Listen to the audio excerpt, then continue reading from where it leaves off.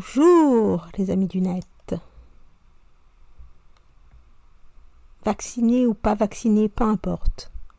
Vous allez tous vous sentir concernés par la plus belle des histoires. J'en ai vu des choses dans ma carrière assurance. J'en ai entendu par des collègues. Mais celle-ci, elle est de dimension royale. Si c'est pas fait exprès, eh bien, c'est la chance des débutants. Si c'est fait exprès, intentionnellement, bravo et respect. Alors posez-vous sur vos canapés, prenez de quoi assister au plus beau scénario, le casse du siècle. Quand cette vidéo sera finie, vous allez courir chercher tous vos contrats d'assurance. Que vous soyez salarié, parent, entrepreneur, employeur, banquier, médecin, pharmacien, industriel, institution collective, tous, vous allez jeter un œil sur vos contrats. Et demain, vous allez téléphoner, écrire, interroger. Car aujourd'hui, sur votre canapé, vous ne vous interrogerez pas sur le bénéfice ou sur le risque de la version médicale du vaccin, mais sur le bénéfice, risque, version, usager, contribuable et assurance. Je vais vous mettre en gros caractères les petites lignes que vous ne lisez jamais sur votre contrat. En version courte, pour avoir l'essentiel, et en version longue pour ceux qui ont besoin de plus de détails. On va oublier le contexte médical pour ne parler que du produit, des risques et des bénéfices. Tout produit qui sort de l'industrie est assuré au titre de la responsabilité civile. Pourquoi ? Car il existe un principe de droit qui dit que nous ne sommes responsables de tous les dommages causés à autrui. Vous connaissez tous ce principe. Pour autant, 4 produits fabriqués, 4 fabricants, et aucun n'est responsable des dommages. Ça aurait dû nous alerter. Pour un paquet de gens, des avocats, des assureurs, silence radio. Pourquoi les industriels ne sont pas responsables des dommages ?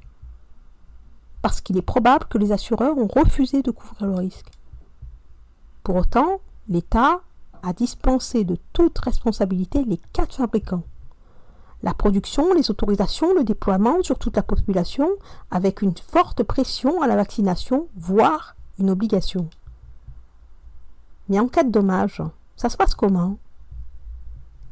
Eh bien, appelez votre assureur et vous verrez que sur la liste des exclusions figurent les essais cliniques. Et lui, il ne fait pas dans le détail. Pour celui qui chipote en disant « ce n'est pas un essai clinique ». Pour un assureur, si toutes les phases ne sont pas achevées, c'est un essai. C'est écrit partout. Nous sommes à la phase 3 des essais cliniques. Vous entendez vaccin, votre assureur entend injection expérimentale à des fins de vaccination. Pour lui, vous êtes un individu en bonne santé qui a décidé de se faire injecter un produit expérimental. C'est votre choix. Il n'est pas là pour assurer tous les risques que vous prenez. Si vous décidez de sauter du 3e étage pour voir ce que ça fait, vous avez le droit. Mais vous ne serez pas assuré. À présent, nous allons voir si vous êtes immunisé. Voyez vos contrats d'assurance, prévoyance, prêt immobilier, les assurances carte bleue et autres. Pour les professionnels, praticiens, médecins, pharmaciens, centres hospitaliers, vous avez contacté votre assureur au titre de la responsabilité civile pour l'informer que vous injectiez des produits expérimentaux en essai clinique, car le risque a été transféré sur vous.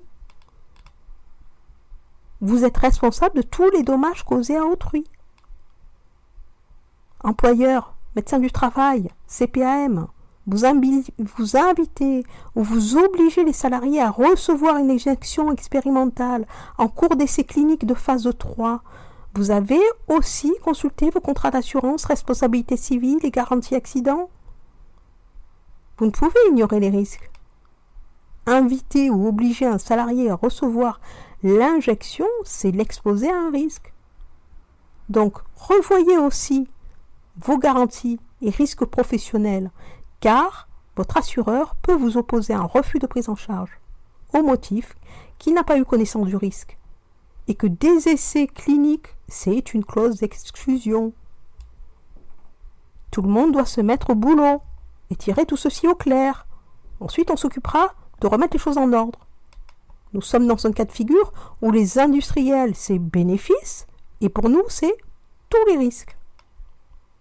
Comment c'est arrivé? Eh bien, soit il y a des boulettes à tous les étages, soit c'est une escroquerie en bande organisée. Si c'est une escroquerie, il nous faut vite désactiver les petits génies qui ont eu une si bonne idée, mais qui va nous coûter cher, individuellement et collectivement. Il faut d'urgence réactiver notre système immunitaire, retrouver une protection correcte pour nos biens et nos personnes. Alors suis bien la cadence. On va protéger nos papis, nos amis, nos enfants et tous les autres. On recrute une armée de bonne volonté et nous allons tracer, identifier, contrôler, immuniser de toute fraude ou escroquerie éventuelle. Pour les développeurs, une appli Pass Liberté, ce serait une bonne idée. Pour monter à bord, il faudrait juste identifier d'être usager et contribuable. Et on rentrerait partout où il y a la mention Pass Liberté. À présent, nous avons un plan d'attaque. Il va falloir bosser, se fédérer. Il faut que nous soyons un tsunami qui déferle sur le pays pour éradiquer le virus de la corruption. Alors, c'est parti, va regarder tes contrats et tu sais par où commencer. Le reste va suivre. Je suis loin d'être à court d'idées. Accrochez-vous, j'ai la patate.